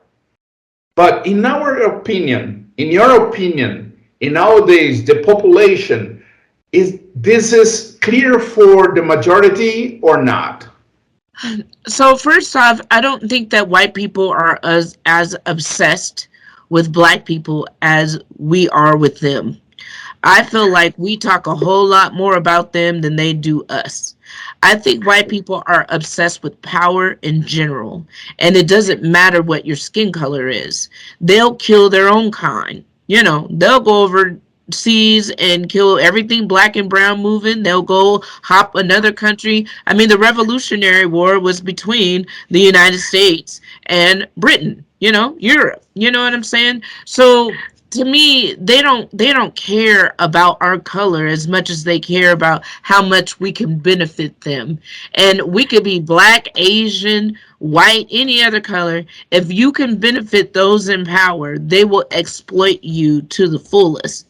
I believe it is in the benefit of those in power to use race as a tool because they know, for one, it works. Not only does it work, black people will buy into it and say, I must be inferior because my hair is kinky. So therefore, you know, let me straighten it, or, you know, all of these things, which plays right into their power structure. I don't think they care as much as that we're black as we care that we're black. They just care that people in general support their lifestyle. People in general further their agendas. People in general, black, white, or indifference. So I don't sit around in a bubble wondering, you know, what white people are thinking about me today. I don't. White people will white people, and they white people all the time, right? You know, white peopling doesn't even faze me anymore. What I don't believe we understand is that these two-party structures are part of a system that was never built for us to begin with. That was built for the 6% of the Caucasians that started this country that were white land-owning males. Other than that, you actually had no say in this country anyway. So if you were a black male or a Native American male, you were only 3/5 considered human. 3/5 human. And if so, I guess, you know, that's, you know, 2 legs and an arm, you know, and the head and the other arm don't count, right? If you're a woman of any type, even a white woman, which is why I know they don't care, because the white man will oppress the white woman too, and they have been, which is why we have the feminist movements that we have. Anyway, if you're a white woman, black woman, Native American woman, or any other woman, you weren't considered human at all. You were considered property of the male, either your father or your husband. If you're a child, you were considered property. So if you're considered property, you could not vote, and you could not have a say in the structure and the building of this country. And you could not have a say in how the laws were made and how the system was set up. So we are participating in a system that never thought we were going to be included to begin with. It didn't include us from the beginning. The system was never meant for us. And so now that we are participating in the system that doesn't work for us, because it was never meant for us, we love to say, oh, the system is broken. The system is not broken. It is working exactly the way it was designed. So the Republicans and the Democrats using black people for their votes is exactly the way the system was designed to work, because it was never meant to put us in power to begin with. I have no patience. I vote because the ballot or the bullet, right? Yeah. So until we're ready to shoot guns, I have a ballot. You know what I'm saying? And then when we ready to shoot guns, I'll get some bullets. And it can go either way for me. You know, I'm gonna go either way. But I do not put any trust in this political system. If it's been 500 years and we're still fighting for the same civil and human rights that we fought for when this country was first started, obviously they have no intention of giving us these rights. And we are going about this the wrong way. You know what a white person told me? A white person told me that the two-party system, the Republicans and the Democrats, are just white people's way of not killing each other. Not that they're using that to better the lifestyle of anyone that they claim they are, but it's just to stop from Revolutionary War #2 happening again, Civil War #2 happening again. It allows them to get their frustrations out and to call each other names, and then they go back to doing what they was already doing before the election, that they continue to do during the elections, and that they're going to continue doing after the elections. Did I answer that, or did I go on a rant? Yeah, Okay. And we appreciate it because it was very, very clear on that. Okay. Now, once again, these are just my opinions. These are not necessarily the opinions of the Malcom X Memorial Foundation. I am not speaking for Black people in general, but what I have learned is that the things that work for us start with the us and end with the us. The things that don't work for us, start with them and end with them. That's theirs. It ain't ours. You know, let them have it. This is what we need, your opinion. Well, thank you. Go ahead. Miss Simpson, everything's Yes. life, as we know, it has a beginning. So could you tell us who was Rowena Moore? Rowena Moore is the most hardworkingest Black woman that you've never heard of. And it really saddens me that Black women are overlooked the way we are. Well, we are literally the backbone of our communities. The Black Panthers was 75% Black women. The reason why they had a school breakfast program for children is because Black women got that started. The reason why we have WIC, the Women, Infant, and Child, is because the Black women of the Black Panthers got that started. These are two programs that not only revolutionized the communities that they were impacting, but they were so successful that the United States took those ideas and usurped them and now use them as federal and national programs. These were started by Black women. Rowena Moore is no different. She was born in Meridian, Oklahoma, and she came to Omaha, Nebraska when she was 14 years old. She lied on her job application so she could get a job. She started working at the age of 15 in a meat packing plant around the men, doing the same work the men was doing at the age of 14, 15, 16, and 17. Is never, once again, been that Black women don't want to work. Black women want to be on welfare. Black women want state handouts. Black women have always worked. We have never been the stay-at-home moms because during slavery, we had to work right out there with the men. And then after slavery was over, we were the wet nurses. We were the teachers. We were the housekeepers. We were still working in the fields. We were the janitorial systems. Black women have always worked.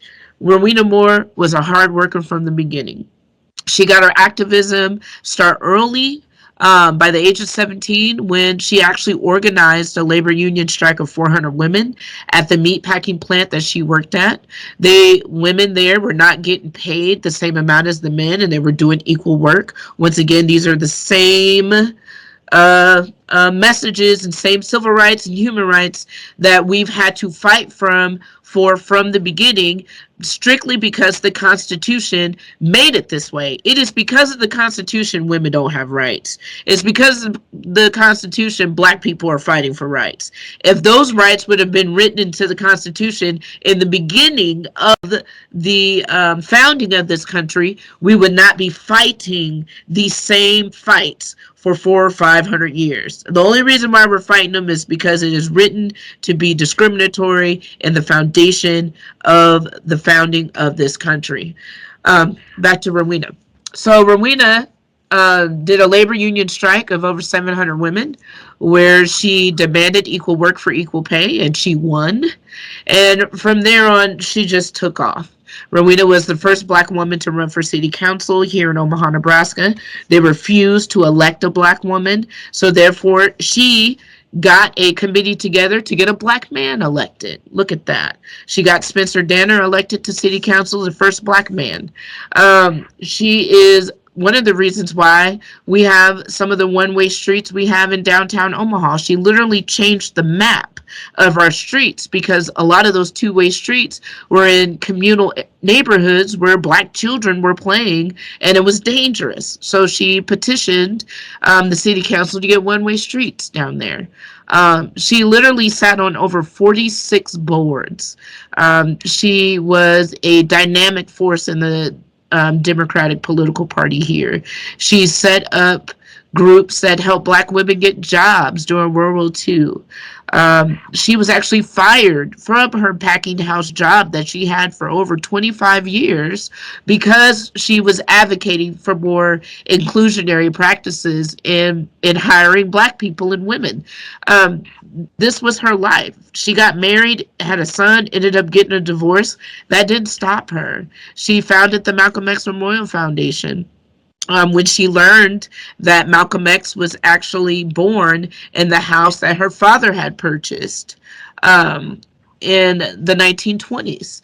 So, you know, she was a woman of purpose and passion. She ran a grocery store. Once again, that self-sufficiency. She was in a band, you know, entertainment, right? She did a documentary. She was a well-rounded woman who was a dynamic force in our community. If it wasn't for Rowena, there would be nothing here for Malcolm. Can you believe that? Nothing here. Nobody stepped up to make sure that Malcolm had a place here where his legacy could be remembered and honored and carried forth, but Rowena Moore. And we have a whole lot, absolutely, to thank her for here at the Malcolm X Memorial Foundation and in Omaha, Nebraska in general. And she doesn't get her just due. Most people have no idea who she is. And so we have to be the ones, of course, to make sure that her voice is heard on behalf of the work that she put in. She worked hard, and she deserves to be honored for her work. So thank you for asking about Rowena Moore. She is a beautiful, fantastic woman who loved her community more than she loved anything else. Fantastic. Hey, I'm going to tell you one thing. You know, I told you that out of Africa, Brazil have the largest Black population in the whole world. I think I mentioned you on a visit there.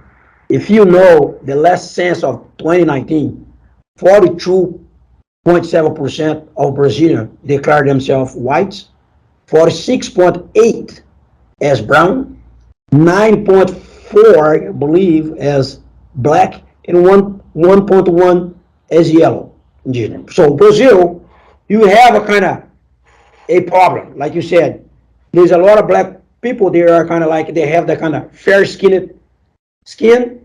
They don't consider themselves Black sometimes. So I'd like to ask you, what kind of message do you leave for fair-skinned population in our country?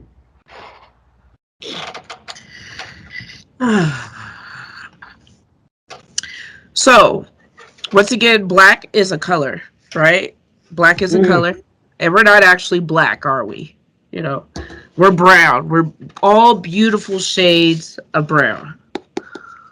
They called us Black. That's not what we originally called ourselves, right? And white people aren't even white, are they? They're kind of a pasty, pinkish, yellow, tannish, you know, white people. So, God bless them. Listen, all skin folk ain't kinfolk. So I don't look at white people as enemies strictly because they're white, and I don't look at Black people as friends or brothers or sisters strictly because they're Black. Those are my confidence, and my inner circle has earned their way there by being trustworthy, by being honest, by being honorable, by having, you know, strong ties to the community. Those are the things I consider friendly. I consider to be someone who could be my friend.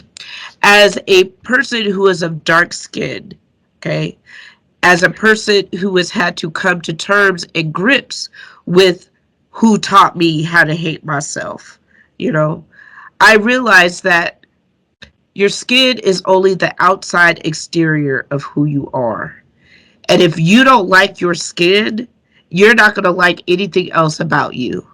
To me, the original sin was not eating an apple. The original sin is self-hate. That is the number one sin, because all sins come from that. Sin to me means self-inflicted negativity. So if you are inflicting negativity on yourself, you are committing a sin. And if you'll sin against yourself, you'll sin against your brother and your sister. To all of my light-skinned brothers and sisters who feel that they're better than anyone because of their skin, that actually makes you worse. That makes you not as beautiful. It makes you not as special. It makes you not as woke. It makes you not as enlightened.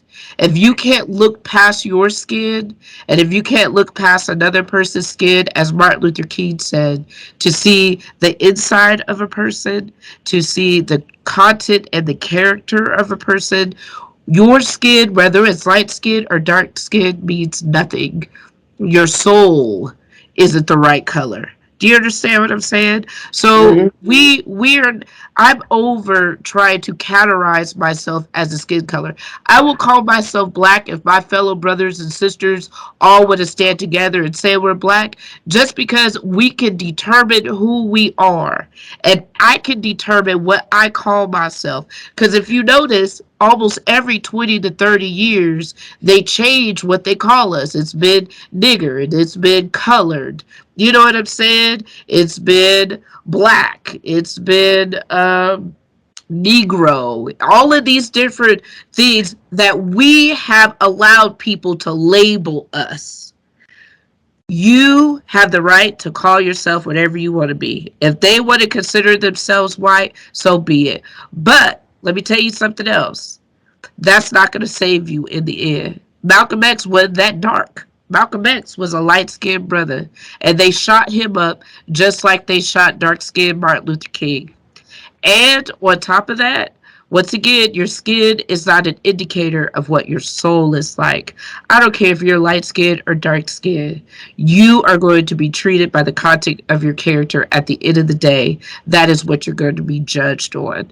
Then white people are not going to accept you anymore because your skin happens to be a few shades lighter than another black person's skin. Love yourself, love your brother, love your sister. We all come from the same place. We all come from Africa. All come from Africa.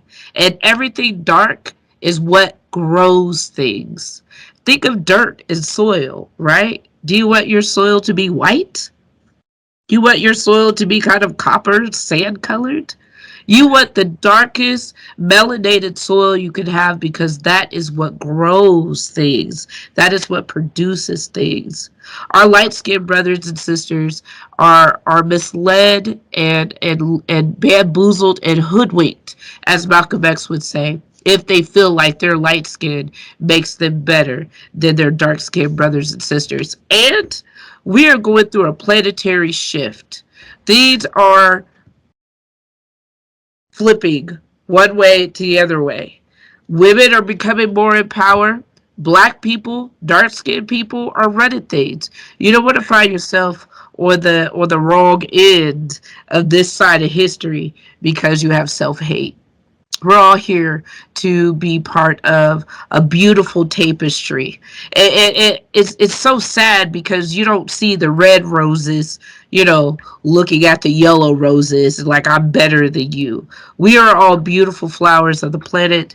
We were all here to bring our unique perspectives. There is not one person the exact same shade, not one person that has the same perspective, not one person that even has the same fingerprint. So there's no way you can be better than anyone, because you can only be you. That's all you can be, is you. God bless those people. God bless them. And we still love you, our light-skinned brothers and sisters that think you better than everybody. You figure it out. You'll find out. We all get the nigga wake-up call, one time or another. And they'll let you know how they feel about you one way or another. But even that, thinking that you're white or light-skinned means that you feel that whiteness is the pinnacle, right? And so then you would feel that blackness is the depths. That's just so crazy. I'm so in love with my skin right now. Black don't crack. I'm gonna look 40 until I'm 90. You know, it's gonna be great. Yeah, you know what? One thing is very nice here. When I was there on your tour, I said that part of your tour you told that Malcom X understood that they should interact with white people or any people that stand against racism in American society. You know, he understands that this concept of integrating all the leaders and people to fight, not just in our state, but all over the world against racism. So he have this idea, it is necessary for us to integrate white and black people, any people. Who said that? Malcolm? So Malcolm X have the idea when he come back, he said, anyone that needed to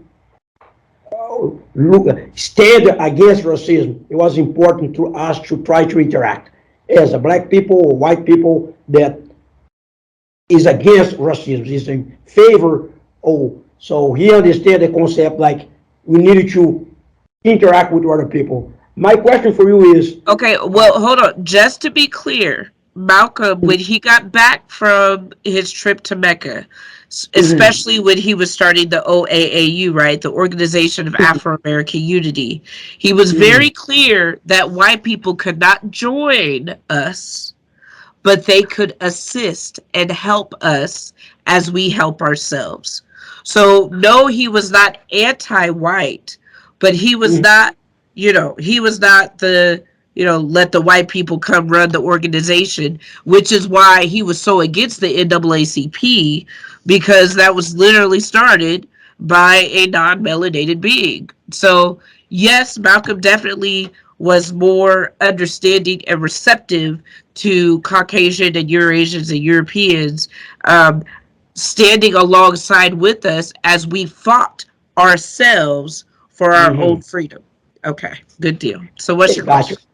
Okay. So the question is, how do you perceive the union between black people, both in our state and in Latin America? How do I see how do you perceive the union between black people, the both unity in our state? Yeah, the union, they come together, both in the United States and Latin America. How do you and you said Latin America, right? Latin America?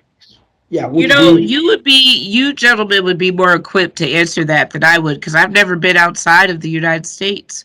So I can't really talk about that with true knowledge. I can speculate, and literally just from what I've heard you gentlemen talk about today, it don't seem like we're too unified. If that poor baby in the WNBA is getting made fun of because she's Afro-Latina, and if black men that you've dealt with in Bellevue, feel like they're superior because they speak English or whatever their problem is, then obviously we're still dealing with a lot of self-hate. We're still dealing with a lot of cultural differences that we can't see past.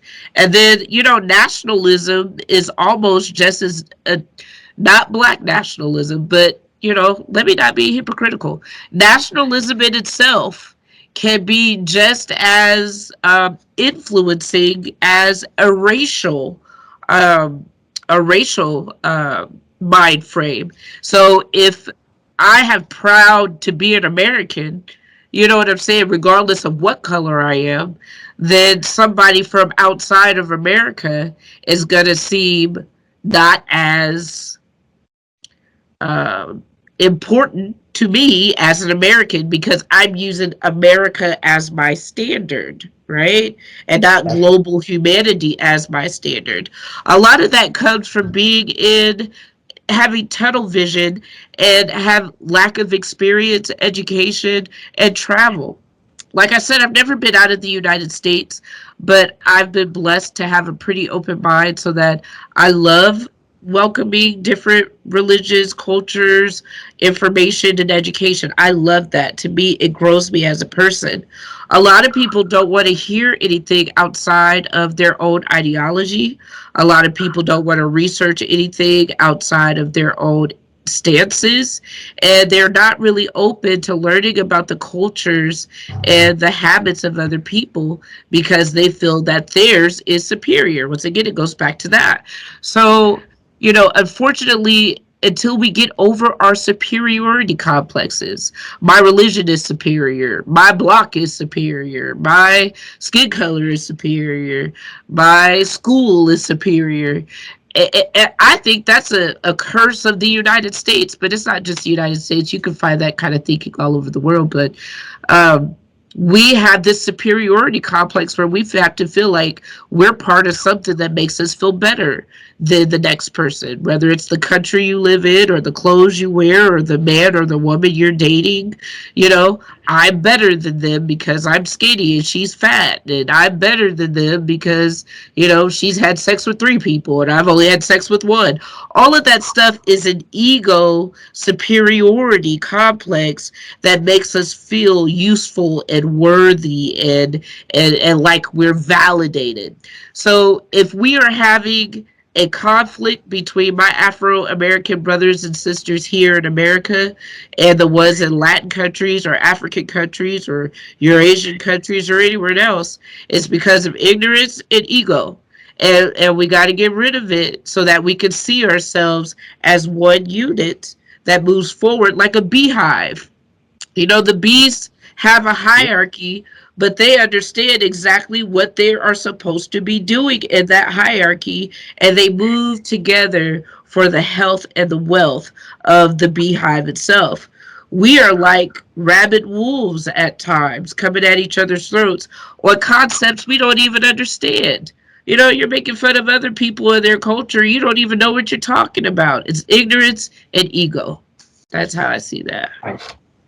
Well, you see, so thinking about that, and then it might sound crazy, but I think we should break that big wall that have in between of this all of the bullshit that we because this is bullshit that we are black everywhere we go, and that's it. And so we don't have to keep discussing that the color thing. You know what I'm saying? But this is might sound very ambitious, but how can we at the AES Sports Legacy Channel partner with Malcom X Memorial Foundation to improve relationship among the black people on global level? So we are open to do that. So how can we do that? How can we develop that?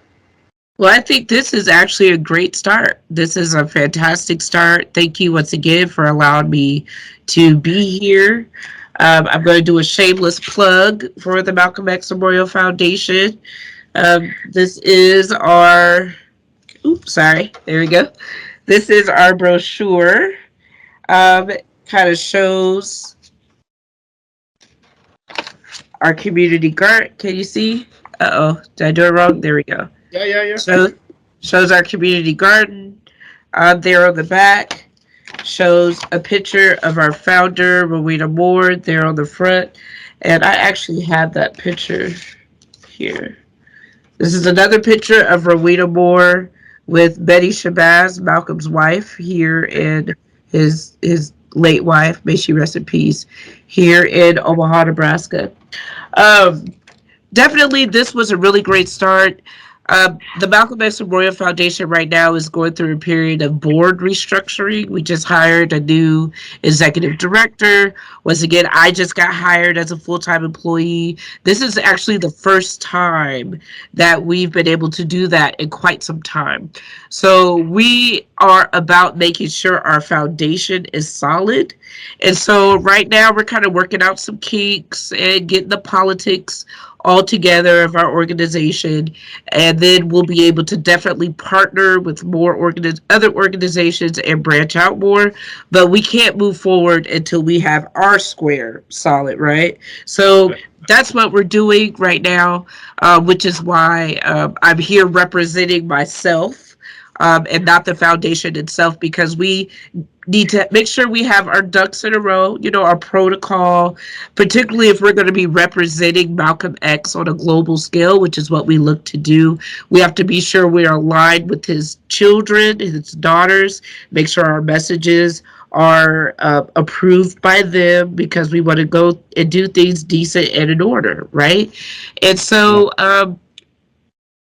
not saying never, of course, but right now we're just really focused on some in-house getting our stuff together. After that, the sky is the limit. We have every intention of going global with our message about Malcolm. We have every intention of touching as many countries and continents as possible.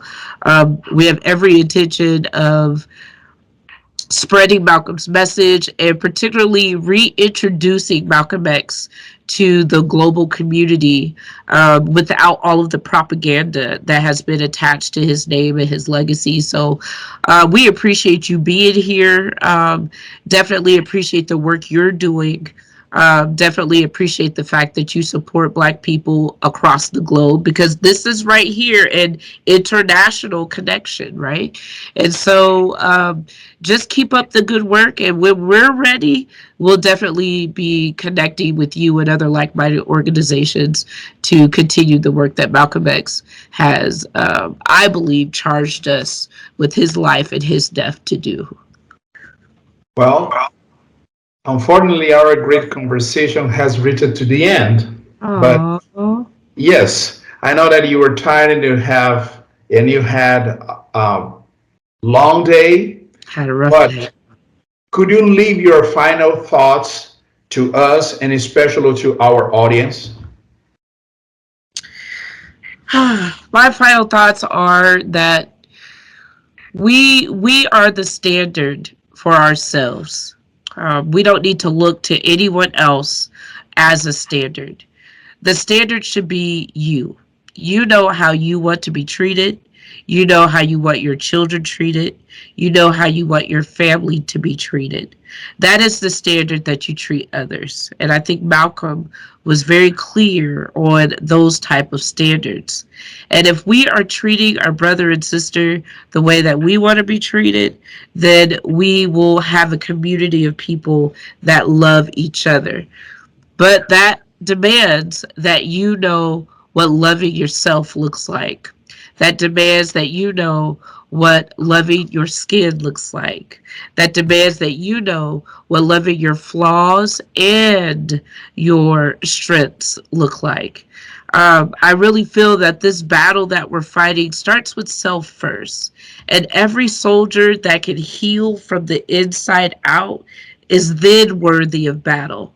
It doesn't make sense to put disabled people into battle, because one, there'd be a liability to themselves and possibly their brothers and sisters. Nothing against disabled people either. I don't want anyone to think that. But if you're going into battle, you need to be healthy. You need to be whole. You need to have clear vision. You need to have goals. You need to understand that community is important. You need to find like-minded people that think the way you think. You have to be willing to let people go that don't. You have to be willing to say that you can't travel with me or the rest of this journey, but I appreciate the walk we've had thus far. A lot of what we are doing, I think, is holding on to things that aren't serving us anymore. We're holding on to ideas that don't serve us anymore, holding on to other people's ideas of what we're supposed to look like. We are strong, we are beautiful, we are powerful. We are what make the world go around. There's no music without us. There's no sports without us. There's no high fashion without us. As a matter of fact, Aristotle and all the rest of their greats got that from us.